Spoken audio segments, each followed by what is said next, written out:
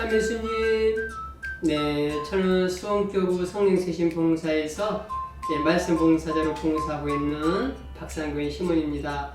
여러분, 방송을 통해서 이렇게 자주 뵙게 되어서 반갑고 사랑합니다.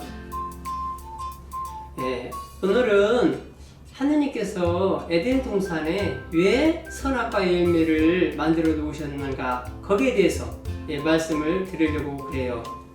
자, 이 말씀 묵상을 듣기 전에 제가 이 앞전에 녹화한 게 있거든요. 말씀 묵상이 있거든요. 그 말씀 묵상 주제가 예수님께서 왜 이 세상에 오셨어야만 했는가, 이 말씀 묵상을 먼저 드렸어요. 오늘 이 말씀을 좀 더 잘 이해하기 위해서는 제가 앞전에 찍었던 그 말씀을 듣고 오셔야 더 이해가 가기 쉽습니다. 그래서 예수님께서 왜 이 세상에 오셨어야만 했는지 그 말씀을 듣고 그 다음으로 이 방송을 보면 잘 연결이 될 거라고 믿어집니다. 자, 그러면 이 앞전에 말씀드린 것처럼, 자, 하느님께서 전지하시고 전능하신데 왜 우리 인간이 그 선악과 열매를 따먹을 줄 알면서도 그게 에덴 동산에다 창조하셨는가, 이게 의문이 드는 거예요. 그 하느님 속성 중에 전능하시다, 전능은 안 되는 것이 없고 전지는 모르는 것이 없다, 이런 내용입니다. 그러니까 우리 인간이 이미 따먹을 것을 알고 계셨어요, 그분의 전지로. 근데 왜 거기다 창조하셨는가, 이런 의문이 들어요. 제가 집에서 저희 아이들하고 성경 나눔을 하다가 이런 질문을 받았어요. 아빠, 왜 그러면 하느님 전지하신다고 그러는데 그 에덴 동산에다가 그 선악과 열매를 창조해 놓으셨어? 우리 인간 따먹을 줄 알았잖아, 그러면은. 그리고 또 구원시키고 예수님을 보내서. 이게 뭐야? 자, 이런 질문을 받았어요. 좀 심각해요, 질문이. 자, 그러면 거기에 대해서 말씀을 드릴게요, 여러분. 그 창세기 해설서라고 하는, 보신이 참 좋았다라고 하는 그 해설서가 있습니다. 거기에 보면 여기에 대한 해설이 제가 읽었을 때 명쾌하게 나와 있습니다. 그런데 좀 더 이해를 쉽게 하기 위해서 제가 좀 더 이렇게 믹서해서 또 보태서 이야기를 좀 해보도록 하겠습니다. 운전자가 운전을 하면서 이 비탈길로 올라간다고 한번 생각을 해보세요, 여러분. 올라가는데, 자, 삼거리가 나왔어요.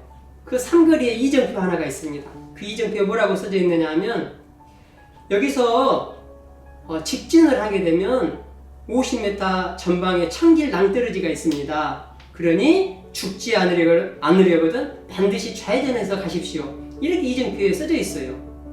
근데 운전자가 그 이정표를 무시하고 좌회전하지 않고 직진을 해서 떨어져 죽었어요. 그러면 그 이정표를 세워놓은 분의 잘못인가, 아니면 그것을 무시하고 직진을 해서 떨어진 그 사람의 잘못인가? 누구 잘못입니까? 그걸 무시하고 직진을 해서 떨어져 죽은 그 운전자의 잘못이죠. 바로 선악과 열매의 그 뜻은 바로 이런 내용입니다. 너 따먹으면 반드시 죽는다. 너 좌회전해야 되는데 직진하면 죽는다. 자, 이런 내용이에요. 자, 좀 더 설명을 해보겠습니다. 여러분, 큰 울타리가 있다고 생각을 해봅시다. 그 울타리에 양들이 있고 목자가 있습니다. 자, 양들은 우리 인간을 상징합니다. 목자는 예수님을 상징하죠. 목자가 말합니다. 울타리 밖으로 절대 나가지 마라. 울타리 밖으로 나가면 너 반드시 죽는다. 왜? 그 울타리 밖에는 사나운 짐승들이 있죠. 이리도 있고 늑대도 있고 뭐 표범도 있고 사자도 있고 호랑이도 있고, 잡혀 죽는다는 거예요. 먹게 죽는다는 거예요. 영적으로 말씀드리면 밖에 수도시 많은 사탄이 우글거리고 있는 것이죠. 죄를 짓게 되면 우리는 반드시 죽는다는 거예요. 하느님 말씀을 거역하고 울타리로 밖으로 나가서 죄를 짓게 되면 죽는다는 거예요. 그러면 그 울타리는 우리를 구속하는 것입니까? 아니면 우리를 안전하게 보호하는 보호장치입니까? 우리를 구속하는 것이 아니죠. 너 따먹으면 반드시 죽는다. 자, 울타리와 같은 것입니다. 보호장치죠. 구속하려고 하는 것이 아니죠. 그래서 그 울타리가 지금으로 말하면 십계명입니다. 파라다이스, 천국입니다. 그 밖으로 나가면 우리는 죽는 거예요. 자, 이렇게 거기서 이탈하고 또 울타리 밖으로 나가면은 우리는 반드시 죽게 되는데, 선악과 열매의 그런 내용은 이런 이치라는 거예요.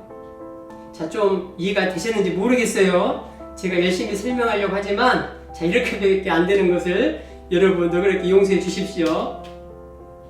자, 그러면 자, 유혹자의 말에 넘어가서 아담과 하와가 선악과 열매를 따먹었다고 그랬는데, 그 유혹자의 말에 넘어가서 지금도 우리는 하나님의 말씀을 거역하면서 살아갑니다. 같은 내용이에요. 그러면 그 유혹자는 누구인가? 바로 그 유혹자는 다른 제3자가 아니라 하나님 말씀 대신에 내 뜻을 놓는 거예요. 거기다가 내 자아를 두고 세상 풍조에 따라서 육이 이끄는 대로 살아가는 것이 바로 유혹의 핵심인 것이죠. 거기에 대해서 갈라디아서 5장 19절 21절에서는 이렇게 말씀하고 있습니다. 자, 제가 한번 봉독해 보겠습니다. 육의 행실은 자명합니다.